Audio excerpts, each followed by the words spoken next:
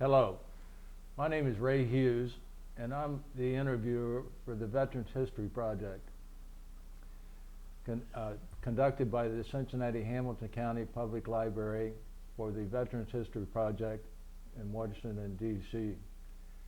Today is the 20th of October 2015, and we have the honor and privilege of interviewing Major Philip Cohen, a veteran of World War II.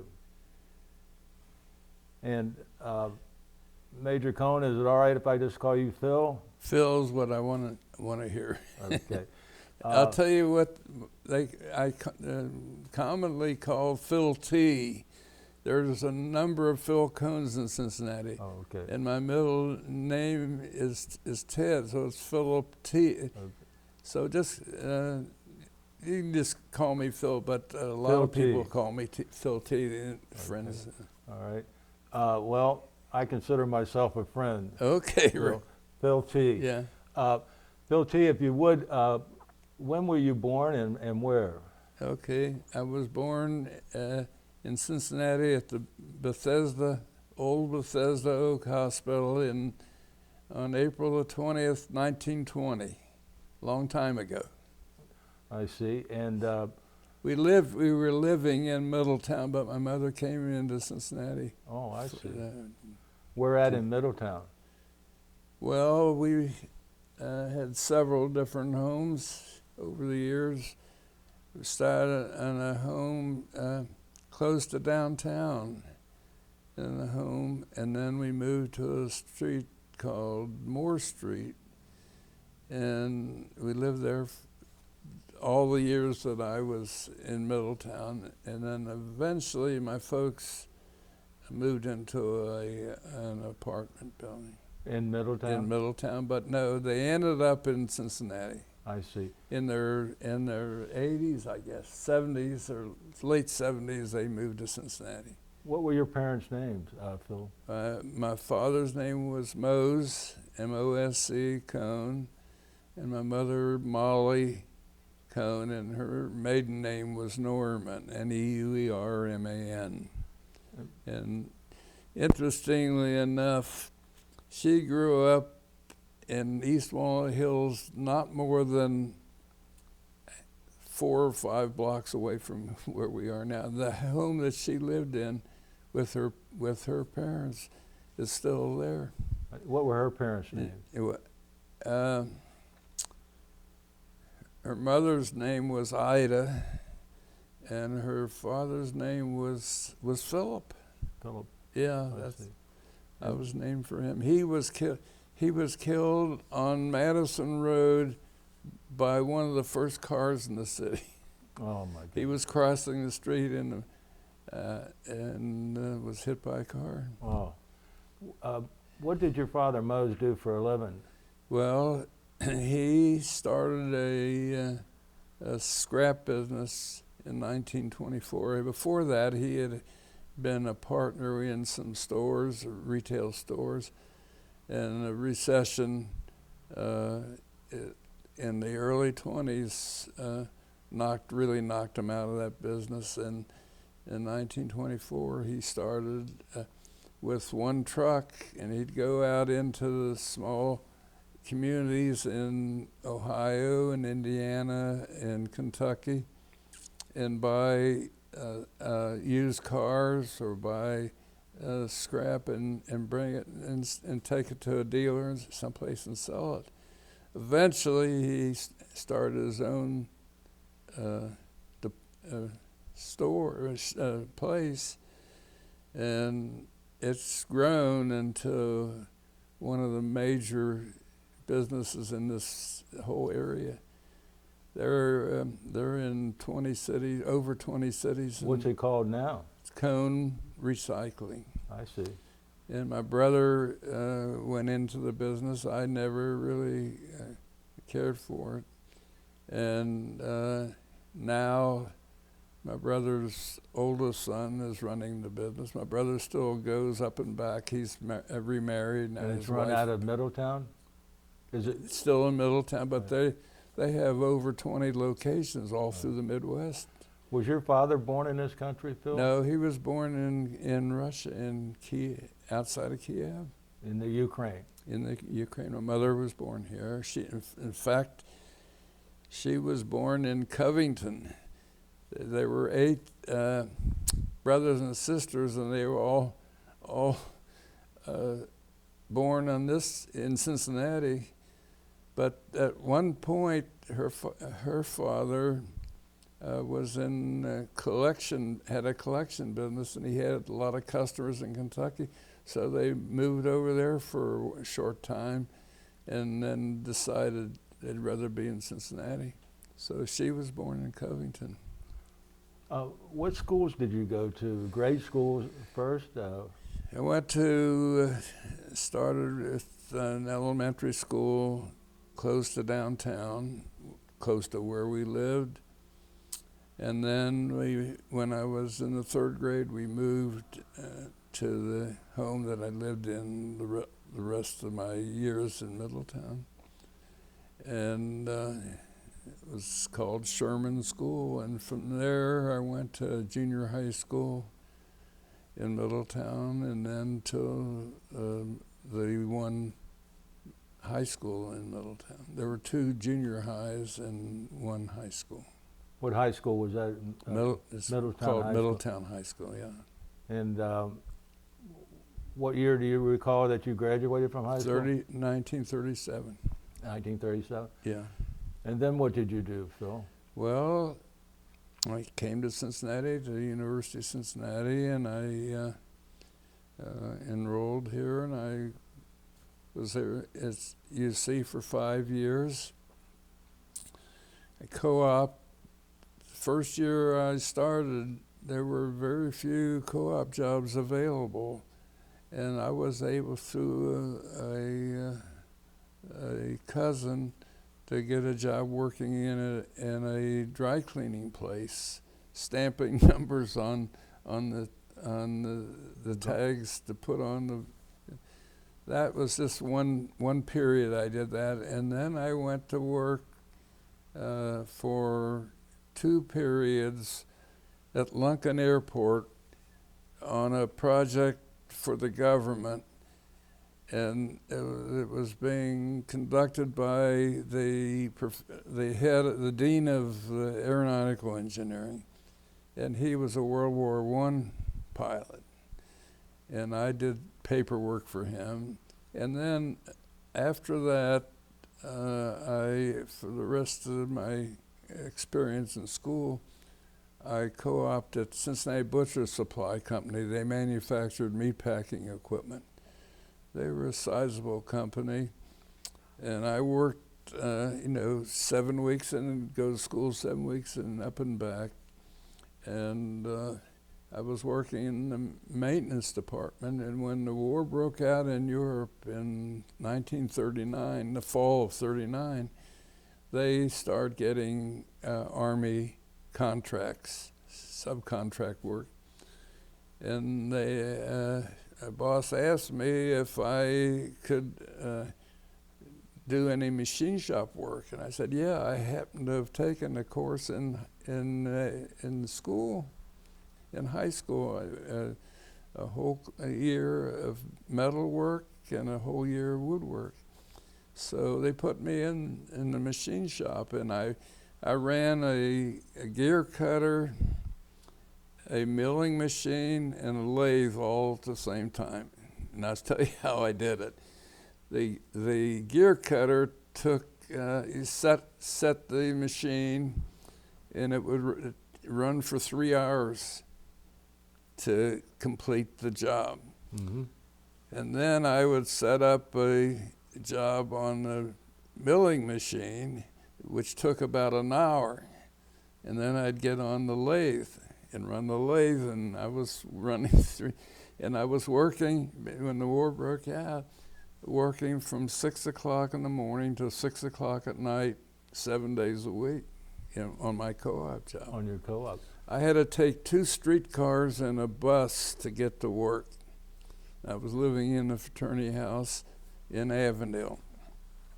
I'd get up around 4:30, pack my lunch, take the 2 streetcars and bus to get there by 6 Where was it located in Carthage. at? In Carthage.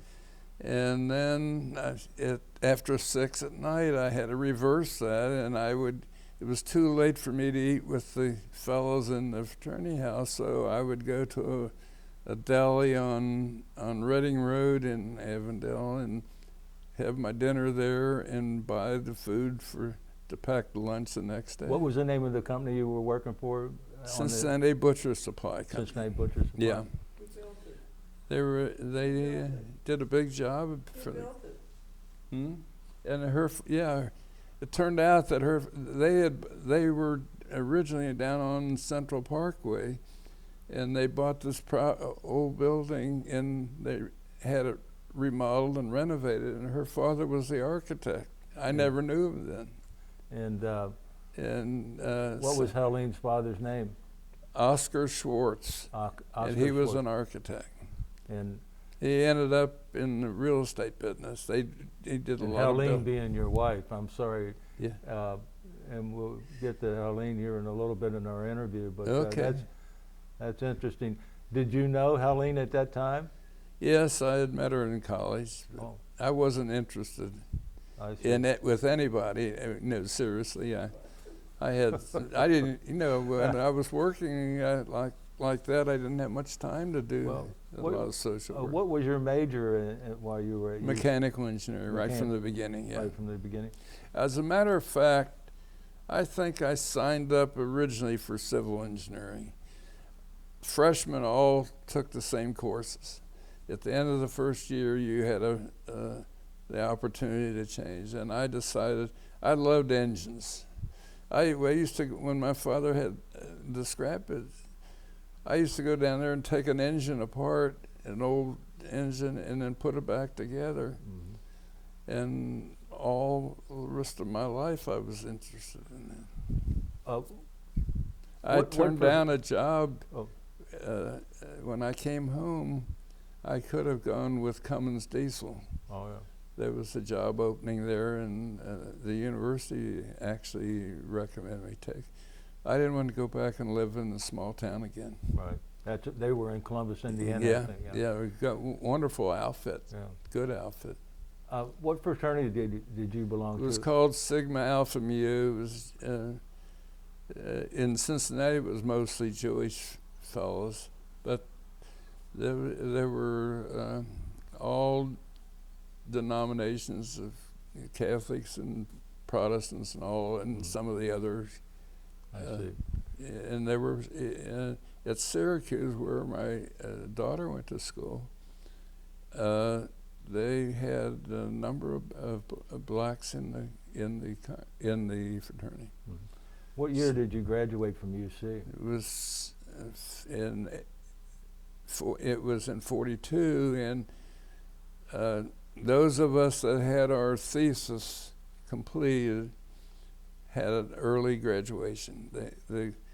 Our graduation, mine took place in April. April of 1942? Yeah, instead of waiting till June, they knew that Uncle Sam wanted us. Well, this brings up another question then of Pearl Harbor Day, the 7th of December of '41. Well, do you recall that day and what were you doing? Yeah. I was telling Brian, there were 5 of us went to a fraternity, or same fraternity over in Indiana, University of Indiana. They had a big weekend party, and 3 fellows and 2 girls went over for that weekend. And Sunday afternoon, we were headed for home, and that was December 7th.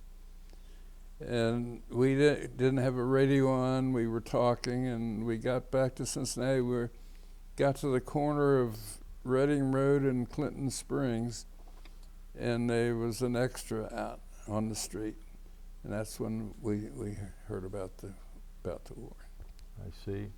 And so you're at this point, you're eligible for the draft, aren't you?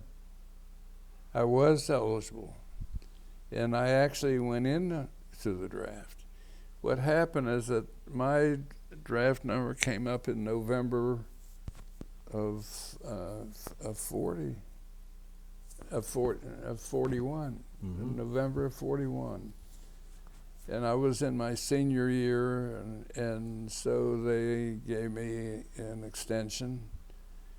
And so when I graduated, I knew that I was going to have to go in.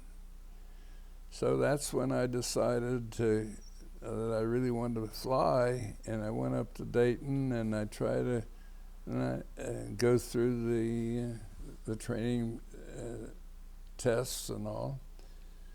And I passed everything. I just sailed through it because I had just gotten out of school and I was familiar with a lot of this stuff.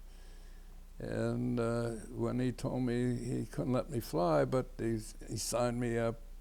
Why couldn't he let you fly, Phil? Because of found out that I was colorblind. And sometimes I have trouble with dark colors, telling whether it's black or brown or green. But I never really realized that it was enough to keep me out of. Actually, it probably saved my life. I would have probably ended up in a bomber plane. I was too big to get in that cockpit. That single. You know, when we got the P-51s, they had flights of 8 hours. They would fly from England to Berlin and drop their external bombs, gas tanks they had, and fight, and then fly back. 8 hours. We used to have to pick them up to get them out. They couldn't move. They were sitting in a little spot like a lot smaller than this, and we'd have to lift them out. Oh my goodness! So you were in Dayton, Ohio at this time, taking the test. So you found out that you couldn't fly. So what happened? Well, then I guess it was no more than a week later that the draft board called me up. And I called the commandant up in Dayton. I said, the draft board wants me, and I'm already in with you. And he said, we can't. He cussed them out. He said, well, I can't do anything about it. He said, you're going to have to go in, and whenever there's an opening at the class to go to, they'll take you where, even if you were overseas, they would bring you back. So I went in the service.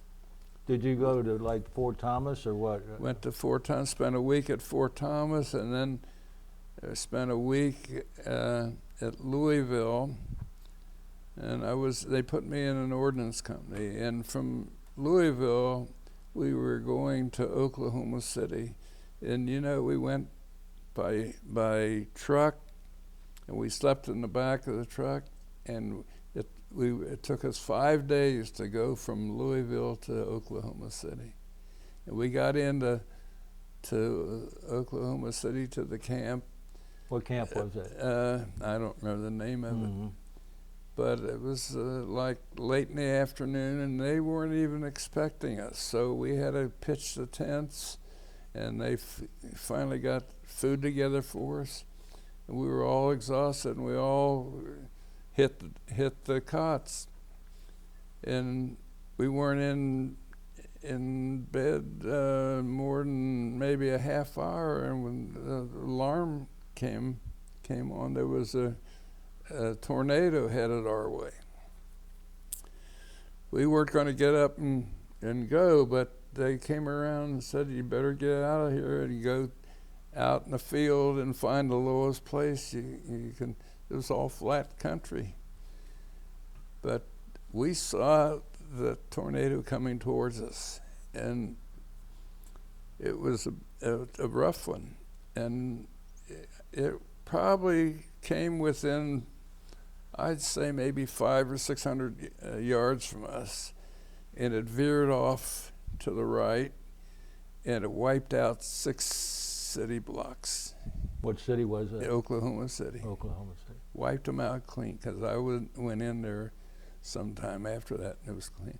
The only one that was killed was the commanding officer's driver, because he was in a truck, in a car, his car, coming from the base to town, or from town to the base, I don't know.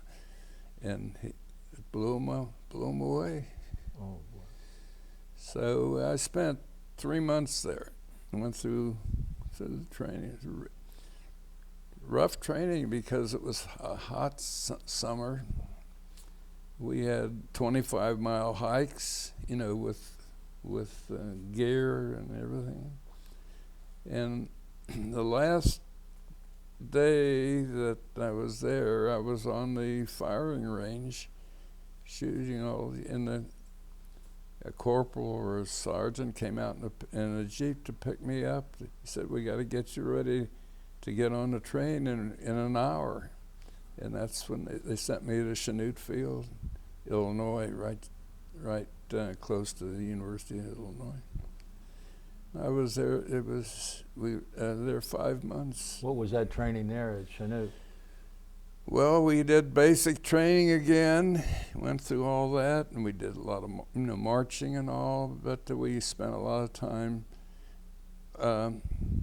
studying about the planes, the engines, and they had a wind tunnel, and they would cross the wires or do something. You had to go out and figure out what was wrong, to correct it and all. Mm-hmm. It was a good experience. And then the end of December of '42, we graduated, and we had our choice of. Excuse me, were you an officer then We became an officer there when you graduated? when we graduated. Okay. And I got among the papers. There's a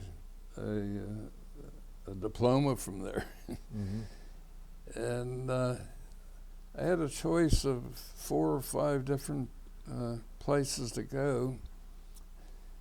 Some were transportation, some were bombers, some were fighters. I had a close buddy from Middletown who I knew was a pilot in Orlando.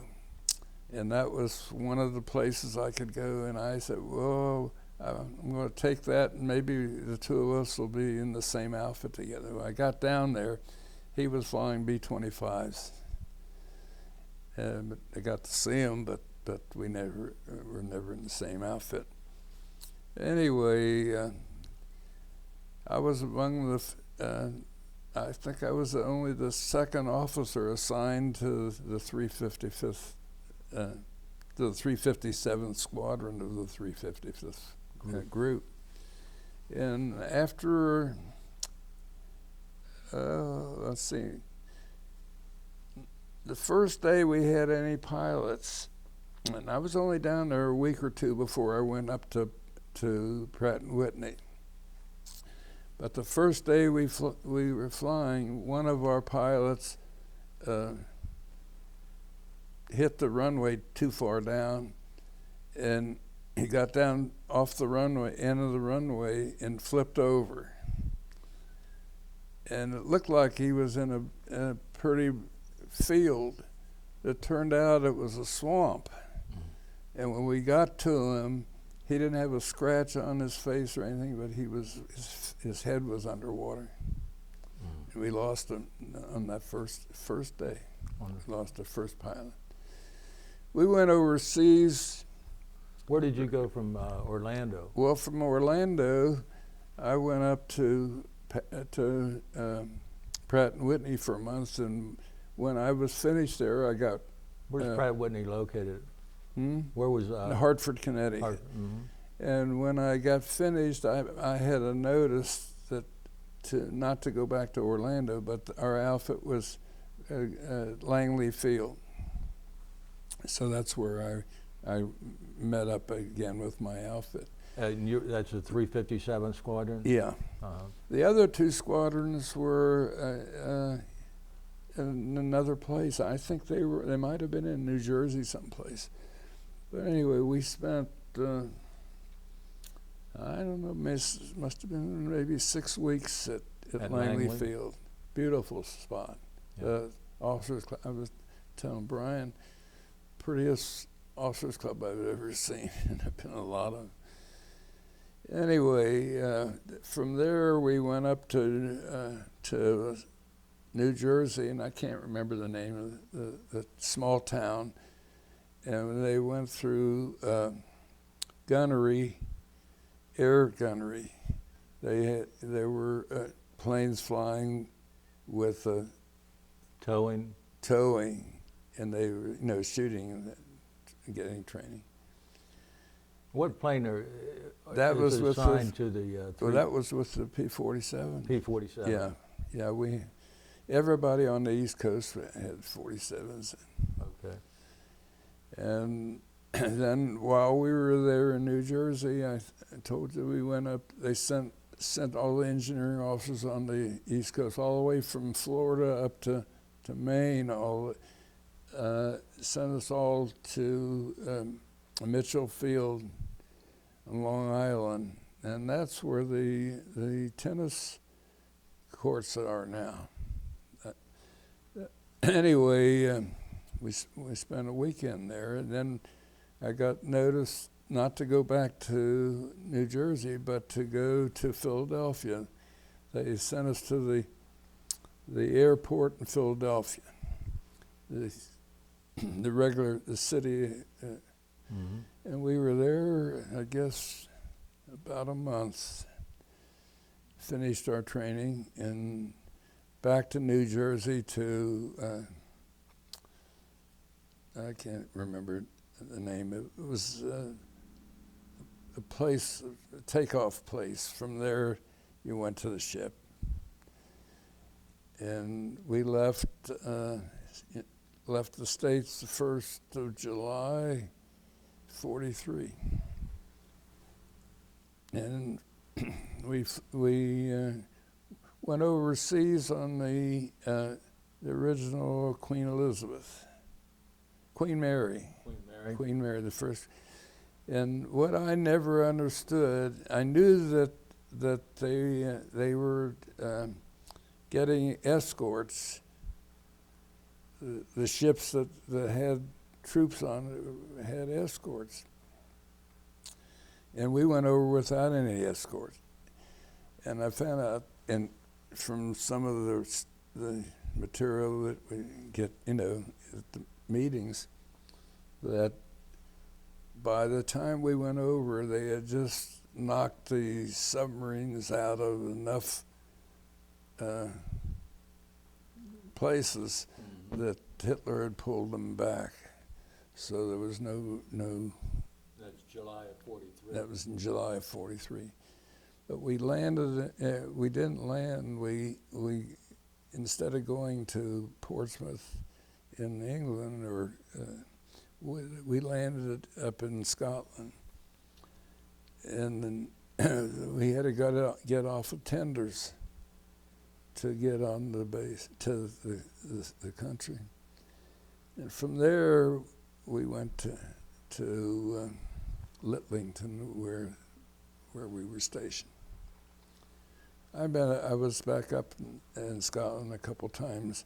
We sent a B-25. We had one B-25 assigned to each outfit, and somebody would take me to a depot to get parts or something, and I never took off and I never landed, but I would fly the plane after we got in the air. Oh, is that right? Yeah. 25? Yeah, they were all my friends. Yeah. So, but once in a while, we'd send the B-25 up to Scotland to get scotch for all of us, and maybe play a round of golf. Ah, okay. I was not a golfer then, but I played anyway. I went around with. Where were you stationed at in England? I Well, it's a little town called Litlington. In that book, And that's in Cambridgeshire? yeah, in Cambridgeshire. Uh-huh. It was, we were about, I would say about 20, 25 miles from Cambridge, maybe 30 miles, and about 50 miles from London. We'd take a train into either one. There was a little town called Royston that we drove to, and that's where we would get the train to go in either direction. I see. What was your job there at Littleton? What were Well, my your job day-to-day was duties? I was in charge of maintenance we had 30 planes and 30 pilots. P-47s? Well, we went over with P-47s, and from July of 43 to March of 44, we flew with the 47s. And in March, while our planes were out on a mission, we saw a squadron of planes flying toward them. We didn't recognize them, and for a minute we thought maybe they were German, but it turned out that they were flying Mustangs in. And you know, the next day we had those planes flying on missions, and none of the pilots had any training at all on the 51s. The engineering officers, the 3 engineering officers in our group, were sent up to Rolls-Royce. We spent about 10 days at Rolls-Royce because the engine in the Mustang was a Packard Merlin, which was a copy of the Rolls-Royce. Before we go any further, you told an interesting story about the tetraethylene Yeah. fuel that we were using, 100 octane in the P-47. Yeah. What? Yeah, tell I us saw that. I did not when I was in Florida, in Orlando, because I wasn't there that long. But when I got to Langley Field, and we were flying, the specs said to change the plugs. It was either every 2 or every 3 missions. I don't remember now. I think more likely 2, but I could be wrong about that. But I didn't like what I saw. The lead on the amount of lead on the plugs. So I decided I was going to change the spark plugs after every flight. And the crew chiefs hated me because the back row of cylinders was so tight, they all had scuffed hands, and they were bleeding, and everything else. They were hard to get to. The P-47 had a radial engine? It was a radial engine, two rows of 9 each, 18 cylinders. And they got used to doing it, and there was no question. We just did it. Now, the only time we didn't do it was D-Day. We had the planes in the air probably 3 or 4 times during the 24 hours. They would fly over and knock out the railroads, and knocked out planes on the ground. They knocked out planes in the air, and they'd come back, and we'd refuel and send back out again. They didn't have time to do anything except help the D-Day. I see. So I would say that you were responsible for certainly saving a lot of lives in the P-47. Well, I hope so. I don't know how many planes were lost because of the engines, but there were some. There were some in training, and there were some in the air over Europe. But the P-47 didn't have the range, though, that was necessary. No, it was a great plane, but but about 300 miles is all they could. We had belly tanks or wing tanks, I don't remember which, and they were made out of cardboard, and they would fly to the target with on the fuel in the belly tanks, and drop the tanks, and they'd have a full tank to fly back or to fight and come back. So I don't know if there were many planes lost because of running out of fuel. I don't recall any. So when did you, what was it, the time frame when you made the transition to a P-51? Well, it was in March of 43. March of 43. March of 44 when it been. I'm sorry, it was 44. Yes. Yeah, we went over in 43. It was 44. March of 44. Tell us, if you will, some things about the P-51 Mustang. Well, it was a great. I think that it was a big factor in winning this war, because I told you what the losses were with the bombers. Without any escort beyond 150, 200 miles, the German fighters would lay up in the clouds and wait till our fighter planes came back, and then they'd hit the bombers. And they lost them due to flak, but they also lost an awful lot of them due to the fighters. The German planes were good. Mm-hmm. The Messerschmitt was a great plane. But even after they got the jet engines, the Mustangs held their own against them. Yeah. They didn't have they weren't quite as fast as the German planes, but they were more maneuverable. Can you tell us anything about it was called a Packard Merlin Rolls-Royce engine, right? Right. And how many cylinders was that? Do you recall? How they went? How many cylinders? That was an inline engine, wasn't it? It was, yeah. I've lost. I think I read somewhere where it was like 12 cylinders. Yeah. I think so. Yeah, I'm pretty sure that's what it was. Now, did you continue your practice of changing the plugs and things on each? No, we didn't have to. Yeah. I Didn't have that problem with them. I see. Well, now you were using 100 octane fuel at that time? I don't think we were using the same fuel. Okay. They didn't need that extra power, and they had enough power without that. Both those planes were good planes.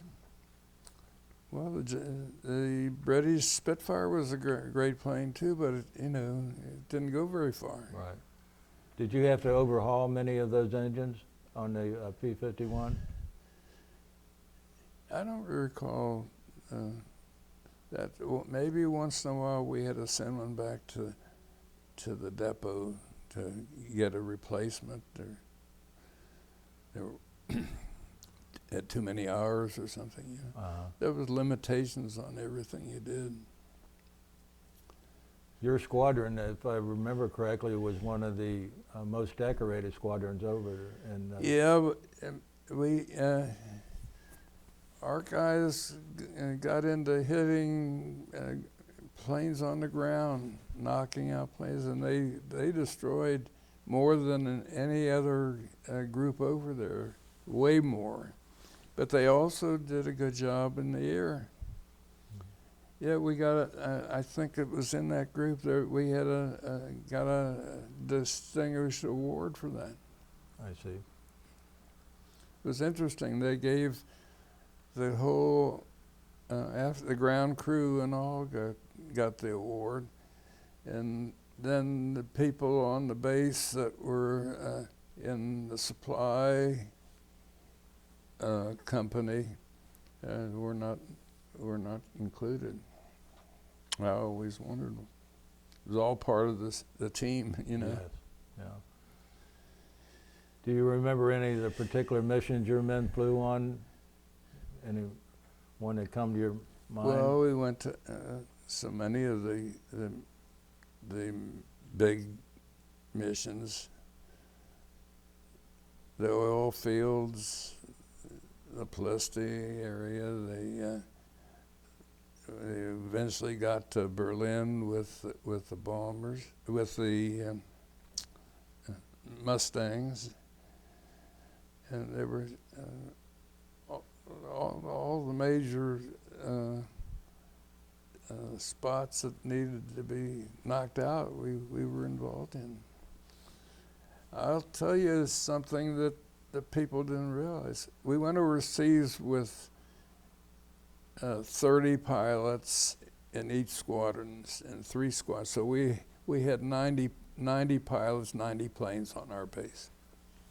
How many do you think we lost? How many pilots do you think we lost? I You have any guess? No, sir. We lost 195 pilots. 195. We lost 195. We would lose a pilot, and we had a replacement the next day. And one of the fellows, it was a fellow from Middletown, he was a couple years older than me, and I never knew him, but I knew about him. And he came in as a replacement, and we became immediate buddies because we were from this little town in Middletown. A week later, he was dead. Mm. One of my crew chiefs had a day off, and he went with another buddy into town. I don't know where they were going, but they were on a bus, and the bus was behind a fuel tank truck, and that was behind a truck moving bombs, bringing bombs in. Somehow or other, the gas truck and the bomb truck had a collision, and they set off the bombs. And these 2 fellows were sitting in the bus when the guy sitting next to the window somehow or other ducked his head and missed him, and the other guy got right through his neck. And his pilot and I went to the funeral, which the cemetery was right there in Cambridge, right on the outskirts, to his funeral. And the next day, the pilot was killed. So it wasn't all fun and glory. No. And whenever we had a replacement, we lost a lot of them. I would say that less than a third of the original pilots made it. And maybe that's a third is even high. You were saying before about those missions being as long 8 hours, as long as 8 hours. Yeah. And the flight to Berlin was 8 hours. And you had to actually help the pilots out of Yeah, that? yeah. You had to live. On that flight to Russia, I don't know how far it is from Berlin to Kiev, but they flew nonstop from England to Russia. I wanted the worst way to go on that trip because I wanted to see where my dad came from. Yeah. You lost 195 pilots. Yeah. Let me 180 were from combat, and we lost 15 because of pilot error. I see. And I would say almost all of them were because of weather. They had to climb to 28 to 30,000 feet in order to get out of the fog, which is almost constant. And when they switched from the 47 to the 51, those pilots had no training on that. Some of them, I think, were flying upside down. They didn't know their instruments the way they did on the first plane. It didn't take them long to learn, but we lost 15 pilots. Not non-combat. Whenever you say you lost a pilot, did you lose the aircraft also? Yeah. Oh yeah. Yeah. Most of them were over enemy territory. I see. Did any of your pilots that you know about that were shot down over enemy territory live and get captured, or? Yeah, there were some. One of them was my first commanding officer. He was a prisoner for close to a year, I guess. And then the fellow that wrote the commendation for me became the commanding officer. The fellow that was your commanding officer, his name was Jones or Jonesy or something? Call him Jonesy, yeah. His name was Shineski. Oh, Shineski. Yeah, he was a Polish kid. I see. Good guys. It was almost like living in a college environment. At that time, they had to have at least 2 years of college in order to become a pilot. They wanted them with later on. I think they were glad to take it. Well, Stanley went in from high school, I think. Yes. I never realized Stanley was. He was like 17 years old, Yeah. and he became a pilot. Yeah. Without a college education. Right, and he became a major. Yes. Yeah. And you don't become a major the first day, first mission. That's right. That's right. Yeah. He's smart guy. Oh yeah, brilliant. Yeah. Yes. I'll tell you another story. This has nothing to do with Stan now. It's only indirectly. I sat next to Don Brandt, for, I guess, the first 2 years without, and we knew each other from our business. Right. We were always working on the same job. We were doing the asphalt paving, and his company was doing the excavating and some concrete work. And so we ran into each other a lot. But after I was sitting next to him for 2 years, and one day he said to me, "Did you ever know a fellow named Wilbur Cohen?" I said, "Yeah, that's my brother. He went to school with my brother." At Hughes High School. Yeah. I'll tell you what happened. My brother had not scarlet. When he was 13 years old, he had a heart murmur from what illness was it? I forget. And the doctor put him to bed for a year. He never stepped out of bed for a year, and he overcame it. They wouldn't take him in the service. He tried every branch because he wanted to go, and they would not take him. But when he was able to go to school again after he stayed home for a year, my folks moved to Cincinnati for a year so that he could go to Hughes High School, because the doctor didn't want him walking steps. And the Middletown High School, he would have had to go to most of his class, he would have had to walk steps. And in Cincinnati at Hughes, he either had all his classes on one floor or there was an elevator. I don't know which. But that's what they did. And after he graduated from high school, they went through, I guess just 1 year there, or maybe it was a couple. After that, they moved back to Middletown. Oh. But then eventually they moved here in their late years. Yeah, Don told me, he said, I knew your brother well.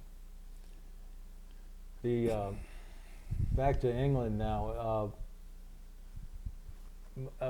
Were most of the planes that you lost in the pilots in P-47s or P-51s? It's hard to say, but I would guess. I would guess it was probably we were in the Mustangs longer.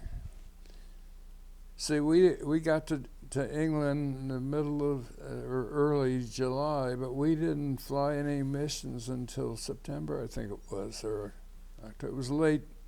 Mm-hmm. There was training. They went. I don't know why they waited so long. So they were in combat only from, let's say, the fall of '43 until March of '44. And then you went to the P-51. And then they went to the 51. So the 51s were around from March of '44 to May of 45. So my guess is they probably lost more Mustangs. Were you familiar with the ammunition that the P-51s used? I didn't get involved with it. I knew at the time. Mm-hmm. One of the pictures was me with the armament officer, and one of them was with the communications officer. We were all buddies. You mentioned D-Day before. Can you tell us a little about the preparations and things that you went through for that? And well, the interesting thing is that I happened to be the officer of the day before D-Day. Every officer had to take a turn, and you had the MPs you were over the MPs. And I had that day, and about 11 o'clock at night my tour would be from maybe morning one day to morning the next day, a certain time, maybe it was noon or something like that. But I was around 11 o'clock at night, I got a call. Somebody's coming to relieve you, and get your men down on the bed. We're going to take early flights. So we had the planes in the air around 4 o'clock in the morning, and they were like I said, they were flying maybe 4 flights a day. It went on for the first 5-6 days, I guess, real heavy. And their missions were to destroy railroad. Railhead. I had a plane come back with a piece of a locomotive stuck in the windshield. Yeah, broke the glass and penetrated. Oh my goodness! I don't know, piece of steel about this big maybe. Oh my goodness! That's how close they were to the ground. So they were strafing, like yeah. And they did 3 and 4 missions a day. Yeah. The weather was bad. Now I'll tell you what happened. Christmas Day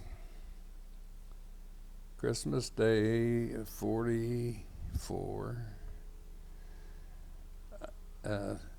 I sat in our B-25 with the intelligence officer, the two of us, the whole day, from early morning until dark. They wanted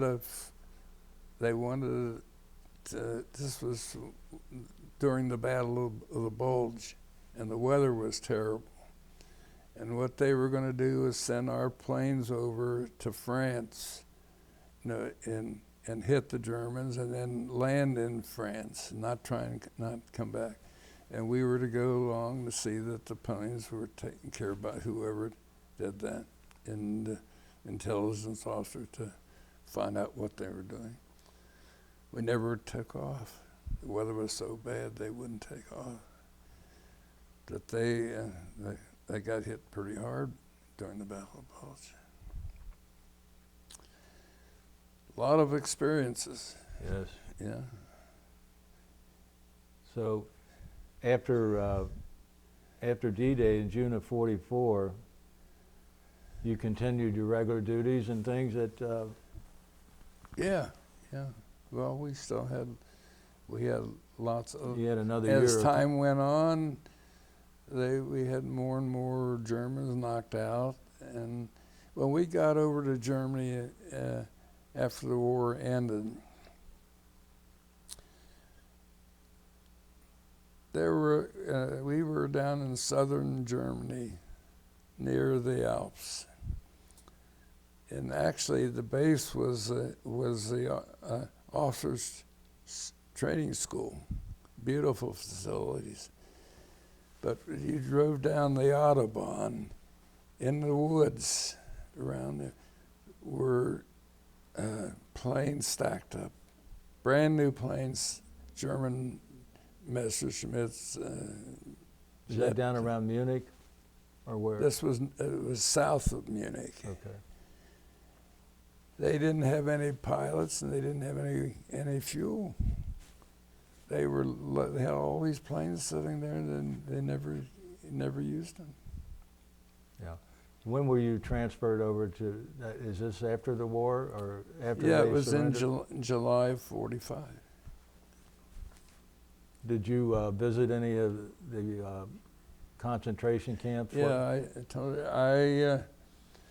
When I got to Munich, when I transferred to Munich, I think the next day I went over and saw Dachau, and was troubled by what I saw.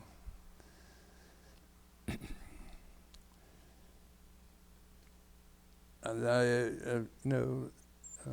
in later years, I was over in Auschwitz. Was so much worse. If that's possible. Yeah. When, do you recall where you were when the Germans did surrender on May the 8th, I guess, of 1945? I'll tell you where I was. Where? We were still, our base was still in London, in England. The Saturday night before Hitler gave up, or Hitler was already dead. It was Right. some of the generals. We had a party on our base, and each of the squadrons had 2 West Pointers who became pilots, were in our outfit. And one of them had flown so many missions that they wouldn't let him fly anymore, but they took him up to headquarters. And he came in for our party at the base, and we had planned, our commanding officer said, "We've all landed in France already now. We've all been to Paris." He said, "We want to let you go." So we had planned, there was 6 or 7 or 8 of us to fly over to Paris for a couple of days, and then they were going to pick us up and bring us back. This West Pointer was at the party, and he said and he knew that we were planning to go on Monday morning.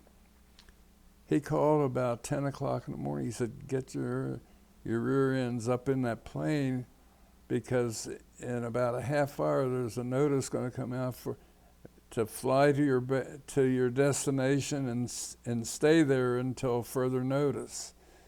So we all hurried, and we got in the plane. We were on our way to France when we got the notice. We sat in Paris for a week. Yeah. And that's the day of the surrender. That was the surrender. So you got to spend. Yeah, we were up in the area where De Gaulle spoke, to the people, the mob of people, you know, tell them the war's over and now we're going to do this and do that. But it was funny. Did you enjoy yourself while you were in Yeah, Paris? yeah. Well, then later on, I spent a month there. Month at, well, we were stationed in Reims, France. But I was wanted to go to Paris, and whoever was in charge said, he put me in charge of the group. A whole group was going, and they were all responsible to me. I was responsible for them. So he had communications with me. I don't remember whether I had a radio or phone or what. And they had to all check in with me every day to see whether we had to go back that day or whether we can stay another day. And we stayed in for most of the time of a month. I see. And then I spent that much time in Brussels. I had a friend who was in Antwerp, stationed in Antwerp, and I was going to go see him. When I got over there, he was down in southern France. What's the area down there? The resort area. Everybody was having a good time. Everybody was having a good time. Yeah. So you first went over to Paris, and then you went to Brussels. Yeah, that's when I spent a lot of time. Brussels was equally nice. Yeah. And this is, for all intents and purposes, where the Germans had surrendered, so you're not in any combat now. Right, no more combat. And from Brussels, where did you go? Well, when we came home, we went back to Reims. We had a report back to the base. Our base was in Reims. I thought you had a chance to go to the Pacific or something. Well, yeah, that's what. Before. Where were you at when you? Well, when the war ended in Europe and we were sent to Germany, that's when the general came to see me and asked me to volunteer to go to the Pacific. And I agreed to go, and that's when I transferred out of our outfit. This was in July of 45. And so that's when I transferred to Munich, and from there, Munich,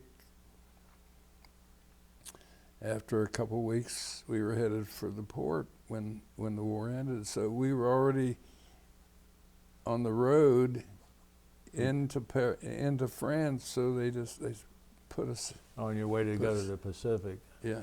And they dropped the atomic bomb. They dropped. Well, do you recall?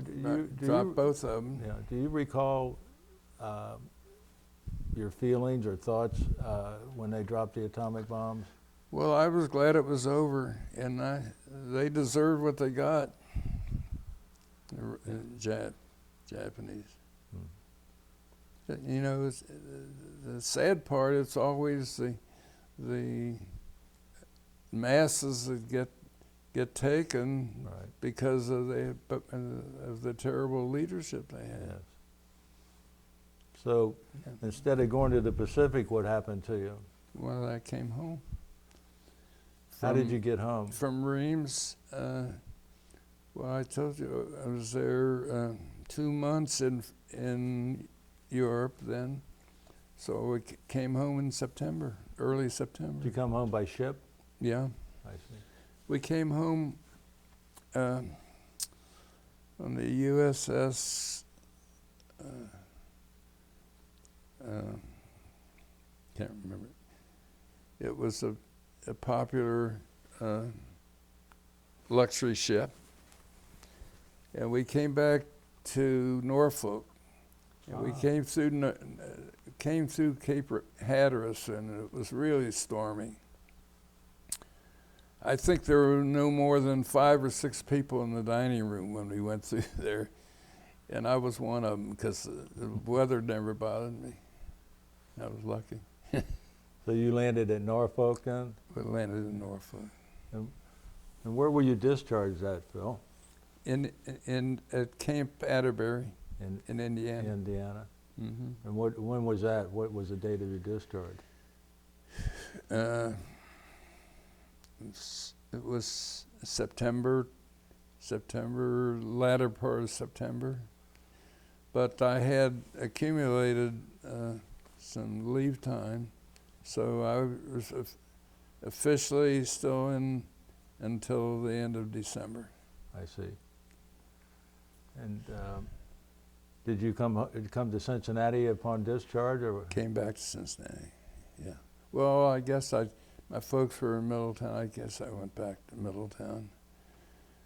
And I actually took a job with a company that were friends, and they were advertising for an engineer. Their engineer had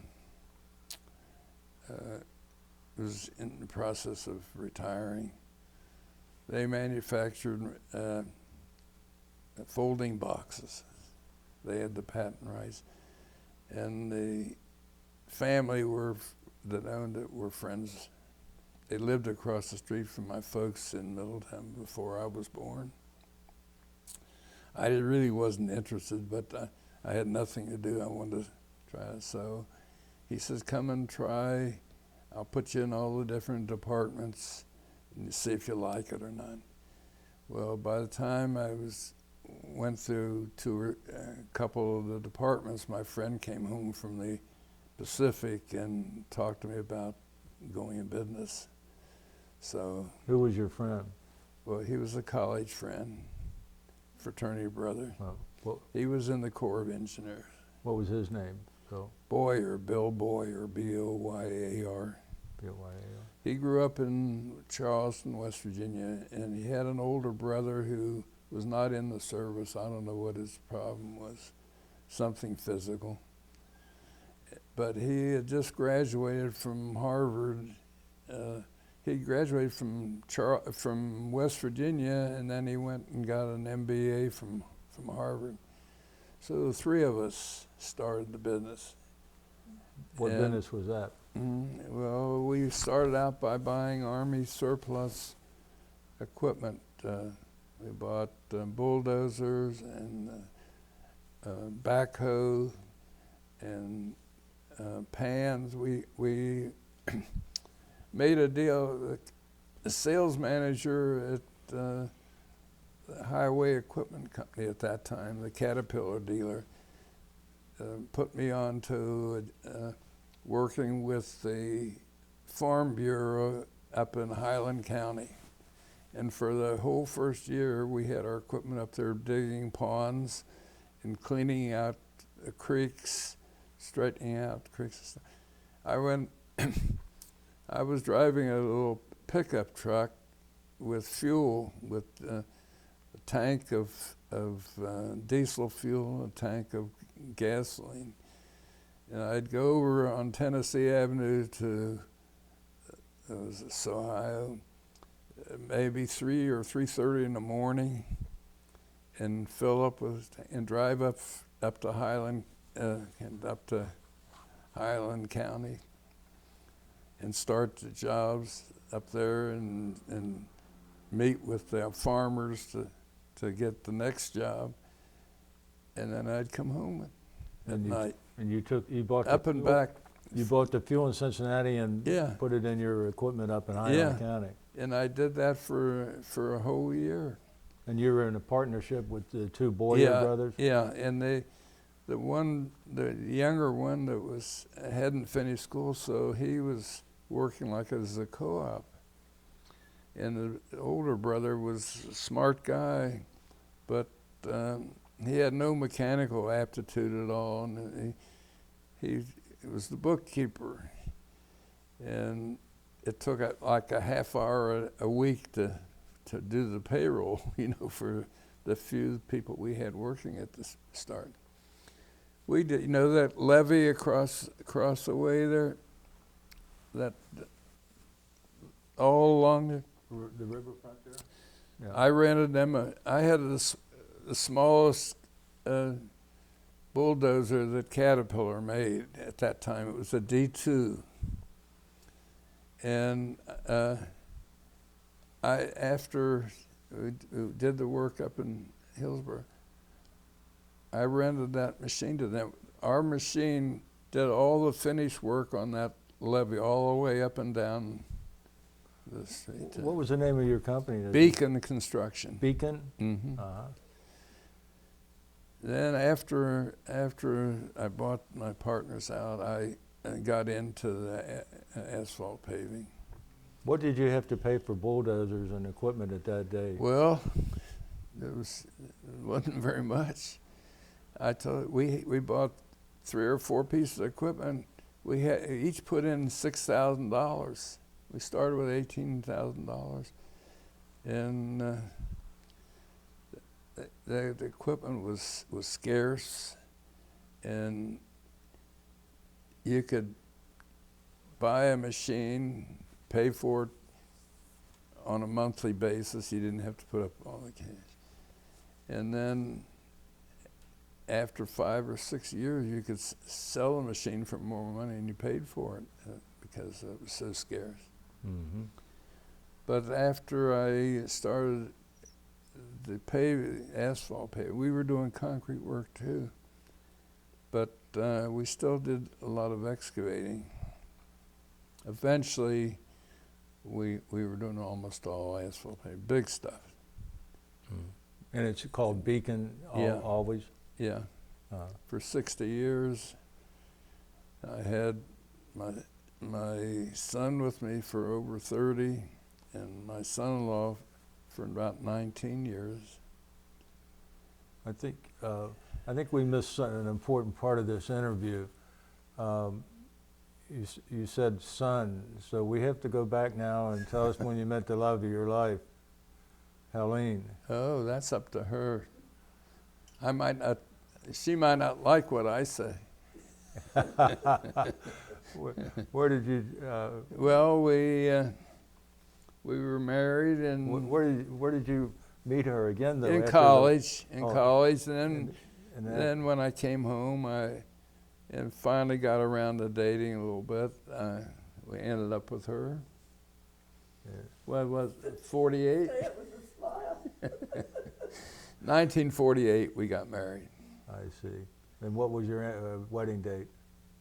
June what? I don't know what day. June 26th. Oh, that's right. June the 26th, 1948. You and Helene got married. And where did you folks? Where did you live? Your first residence? Well, I moved into the house that her grandparents had built and lived in, and when her mother and father got married, the grandfather had already passed away, so her father just moved into the house with his mother-in-law. And then What was that address, Phil? on 85 Mitchell Avenue. East Mitchell Avenue. And then when we got married, her mother had already passed away, so I moved in there with her father, and he passed away in 1951. What did? I ended up selling that house to Stanley. Did you Stanley Cohen? Yeah. A friend. Yeah. Yeah. What did Helene's father do for a living? Well, he was an architect, and he was a builder. They had a big company. He came from Romania, but his father had served in the service in Romania. Being Jewish, you could not get an education, but because the father served in the service, he was able to, his family, to get an education. The father was in, I guess, like the beer business, or had like a bar or something. And he said he remembers playing under the basement, under the barrels and all. And I did have a cousin that visited over there and saw the city where he was and where the business had been. And So what we city was came Helene? Down in Cincinnati on Central Parkway was at Institute, I think, whatever, that's where he got his education as an architect. Yeah, he worked for, And he worked for Hannaford. yeah, Oh, Hannaford. Hannaford, yes. Yeah. Big He co- started out with Hannaford, then he A was lot on of his things own. here Hannaford built, he Right. sort of part, could have been What was part your of it. father's And then he first went his name? own business. Oscar. Oscar? Oscar Schwartz. Oscar Schwartz. And your mother's name? There's I'm so bad at names, the gentleman from UC that has a TV thing on about the churches and temples in the city. And my father is listed as the architect for, there's a Lexington synagogue And on Reading Road in Lexington, which is now the Southern Baptist Church. And I'm it's a so, beautiful building. that was the proudest thing that he did, and I'm so happy that it's still in good shape and in use and all. What was your mother's first name, Helene? My mother's name was Hildred, And her last name? her name was Diamond, Hildred Diamond. She was actually born in Indiana, in Fort Wayne. And then the family came to Cincinnati. I see. Do you recall when you ran into this guy after the war? Somebody fixed me up at UC. I was in a sorority, and I don't know, there was a party, and they fixed us up. And then after a few years later, Well, it was a long time. I was in the service for almost 4 years, Yeah. and then I came back and started a business. I wasn't ready to, So in June of 1948, yeah. 48, you folks got married? Yeah. married out to the pavilion of the Netherland Plaza. Ah, okay. And did you have a job? Were you working at this time, Helene? Well, I don't know if everybody knows what went on. When I graduated as a nursery school teacher, preschool teacher, when I graduated, it was during the war. And the government set up nursery schools for working mothers. And they were all over the city. But I ended up working at a nursery school, first started on Finley Street. What's that section You're called? over the Rhine. Yeah, You're well, kidding yeah, me. it was really passed over the Rhine. I know on Finley Street. I Then never. I ended up at a school downtown. Which one? Well, I don't remember where it was. It was on 9th Street, I think, where we had the school. And we were open from 6 in the morning till 6 at night. And we had, teachers were on different shifts. I usually took You know, 8 to 4. I have to interrupt you here my father and my grandfather were both in the war, and my mother put me in a preschool on Finley Street. Oh, really? Oh, my goodness. I have to share that with you. The name's not familiar. Well, our name was Hughes, but Familiar. I remember, and I can tell you where it was on Finley Street too, because there was like a fence here and a little like back here, and the building set back here. I was there. I remember it because my mother, we didn't have any money, of course, and my dad. Nobody did. And Was your mother like a working? she got a job That's at what Crosley. That's where I started out. She got a job at Crosley, and she dropped us off Yeah, there. I Yeah. was there. Isn't that something? I was there. Yeah. And then Huh? What year was you there? to, Well, I can't tell you exactly, but it was 44, 45, because then I moved into downtown, somewhere around 9th Street. And I took that 8 to 4 shift. Sometimes if the gal couldn't make it in the morning, I'd come from 6 to 2. And we'd give them breakfast. We got breakfast and lunch and nap time and all.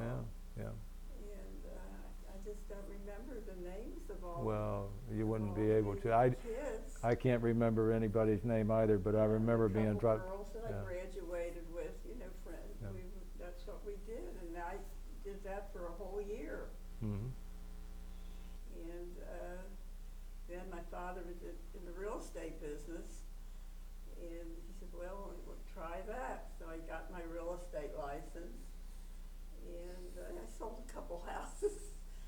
And I remember after I got my license, we're driving down Victory Parkway, and he says to me, here's your city, go sell it. So, that's what I did. I So see. then after I got married, got We have involved we in have the community we have and 3 stuff. kids. 3 children. Yeah. And what are their names, Phil? Well, the oldest one is Hildy, we call her. She's named after Helene's mother. Mhm. And then our son is named after her father. Is Oscar James, OJ, we call him. Mhm. And then our youngest daughter is Amy. I see. They're all married and they have kids. And grandchildren. Yeah. My daughter, We my have- youngest daughter, had a little tragedy. Her husband passed away. I don't know.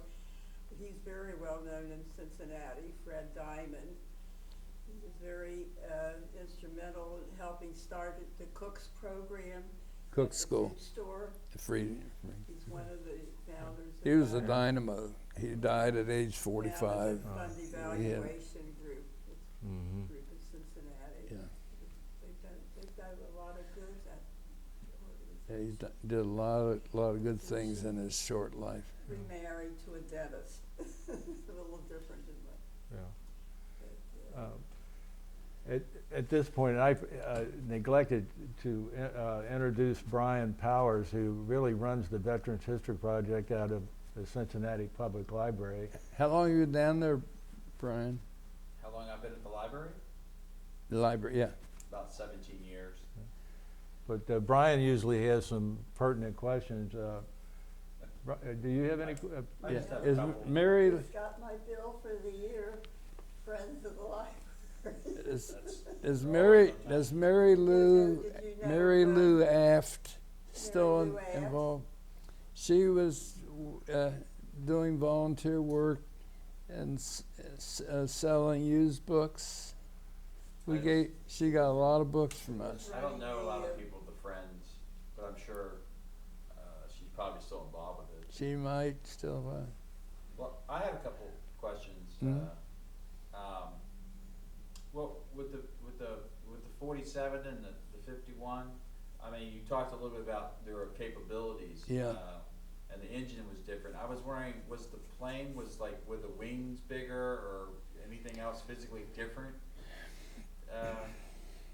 between the planes? Well, the engine was different. It was big, and the P-47 was big and round. So I'd say that the body of the plane was wider at the front end than the Mustang. Mustang was smaller. Oh, okay.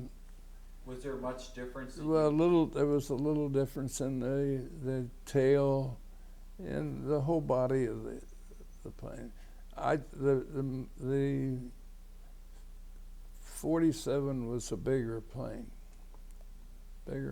Was there much difference as far as maintenance that you've noticed between Yeah, the it two? was, I would say the Mustang was much easier to maintain. Was that just because of the engine design? Well, primarily. The rest of it was pretty much the same. The wiring and electrical work, and I had a good bunch of crew chiefs and assistant crew chiefs and mechanics. I had 96 men working, on the planes.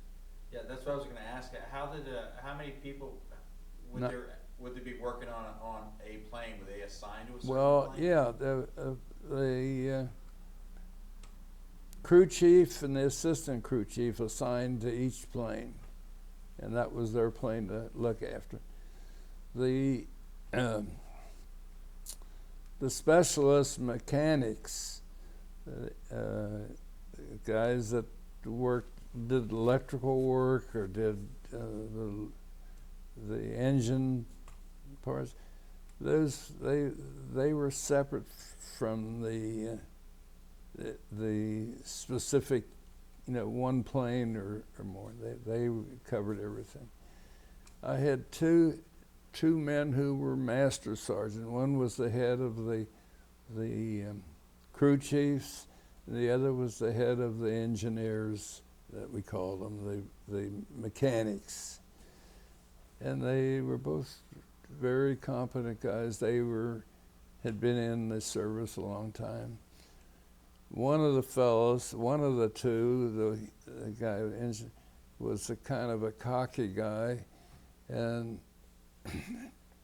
when we had our first experience together, I guess it was still down in Orlando, maybe, or even later on, he called me Phil once. It was only once because I racked him up. I said, I don't care what you call me after I'm out of the service. I said, I'm in, but I said, you got to respect the service. And your rank. And he never called me anything but sir or captain, and that's why it was. And what was your housing like when you were in England? Well, when we got over there, this base had been used by the British, and there was a lot of new facilities being built, a lot of what do you call it? Metal buildings. Quonset huts? The Quonset huts. Every building that we occupied. When we first got there, they hadn't completed the sleeping quarters, so all the officers were in one big room, and the enlisted men, they had their own facilities. But I remember the first Christmas we were there. We got up in the morning and we all in this one big room. And somebody said, should we get up and go to breakfast or should we get drunk? Everybody had brought liquor with them. I had a bottle of bourbon left in my foot locker, and I killed it that day. And I've never touched bourbon since. I became a Scotch drinker. But anyway, there weren't more than 5 or 6 of us that made it to breakfast that day. It was a good bunch of guys. It was like being in college, a fraternity house or something. They were all bright guys. Let me interrupt you just one second. I forgot, what was your official title? Well, I was the engineering officer. Engineering officer. Yeah. Okay. And, I had another question. You being Jewish, Yeah. when you were in England or when you were in the service, when was the first time you started hearing about the Nazis and what they were doing to Jews? Oh, I knew that long before I went overseas. Even before the war Oh, started? yeah. You knew about. But I want to tell you, I know some of my friends, some of the people I've heard about, have had bad anti-Semitic problems in the service, in our service. Not forgetting about Hitler. There was a lot of that. I never had one day of it. I never ran into that at all. I was the same as the Catholics and the Protestants, and we were all one group. And the way I always said, Ray, there were probably 10 fighter groups in England during the war. So it means there were 30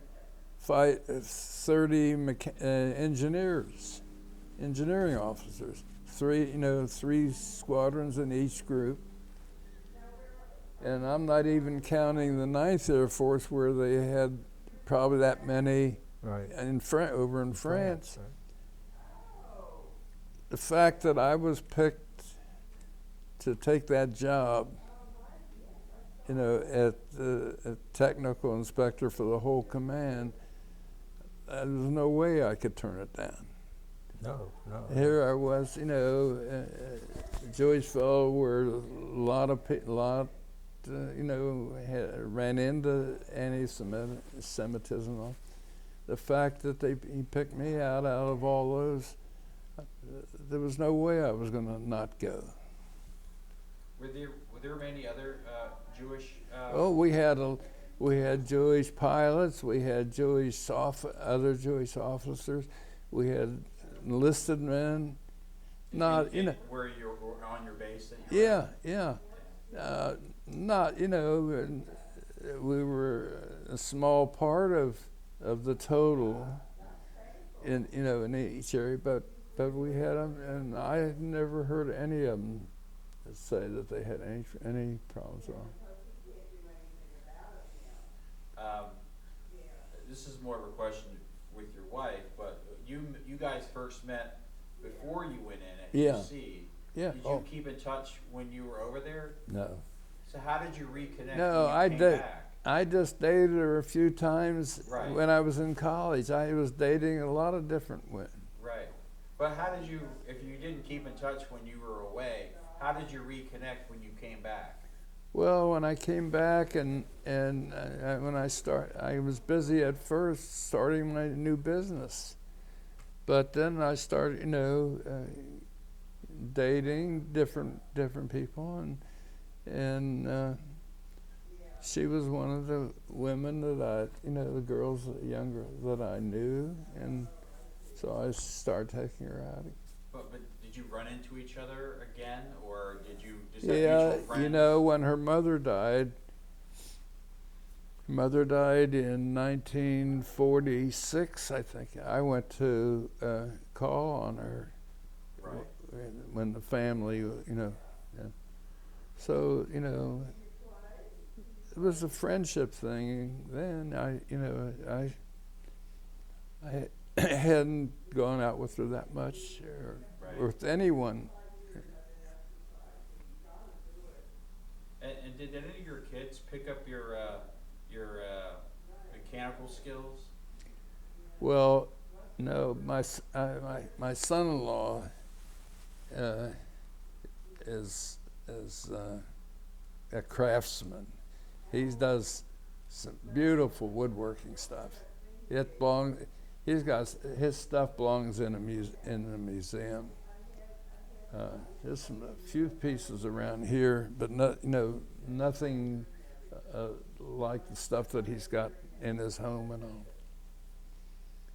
My son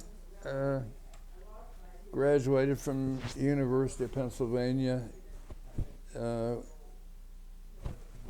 not in engineering. He wasn't interested in that. He was his background was in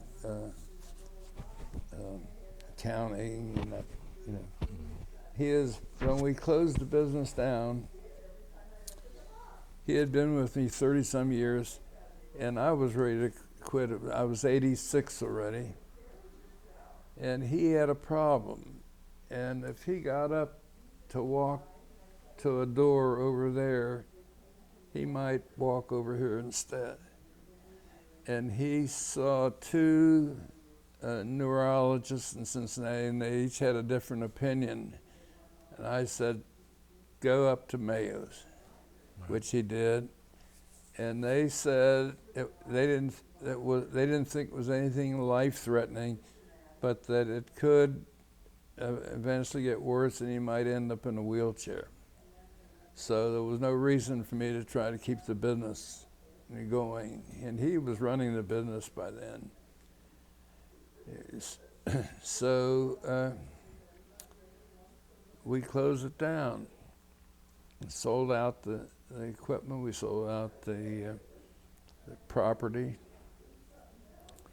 It was a bad time to try and sell it as a going business because it was a low period for 3-4 years then. So he went back to school and got he's a CPA. He's working with an accountant now. He had a problem finding something because he'll be 62 in December. It's not easy. I found out it's not easy to get a job when you're that age. That's right. Yeah, but he's doing fine. Do you have a lot of family members who've had long lifespans like yourself? Does it run in the family? Well, my mother was 86. My father was 88. My brother is 92. And I'm 95. I don't know of anybody else in the family among my mother's and father's siblings that lived this long. Well, keep it up, man. Yeah. Okay, sorry. Well, I was talking to who was it? Somebody said I know it was one of the neighbors here when I came home. Was moving, and we were talking about her age. She said her husband's mother is 102, still living by herself. Mm-hmm. Our kids keep wanting us to get rid of this and go into a nursing home. And I said, as long as either one of us is mobile, we're going to stay right here. Yeah. We've been here 18 years. Yeah. Yeah. As long as you're comfortable, you can do it. I like it here. Well, thanks. Well, that about concludes our interview. And Yeah. Phil, Ray, I'm glad you came over. Phil T, I am glad Okay. to be called your friend. Okay. And I want to Yeah. thank you for this interview. I think you guys have done a fantastic job with the veterans. Yeah. And I also want to thank you. My daughter, my youngest daughter, wanted me to go up to Washington. She wanted to go with me, but we've been up there so many times. I had one granddaughter at the University of Maryland, and we've been back there so many times. I had one at Virginia. We went up there for basketball, and I saw all the artwork, and so no use.